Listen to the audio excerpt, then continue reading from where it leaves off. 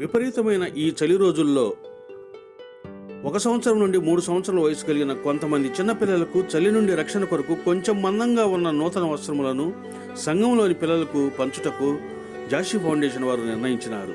మగపిల్లలకు ఆడపిల్లలకు వేరువేరుగా నూతన వస్త్రములు కొనుగోలు చేసి డిస్ట్రిబ్యూషన్కు సంఘంకు వెళ్ళినాము. చాలా బలహీనంగా ఉన్న ఆ పిల్లలను చూసినప్పుడు మా మనసెంతో బాధకు గురి అయింది.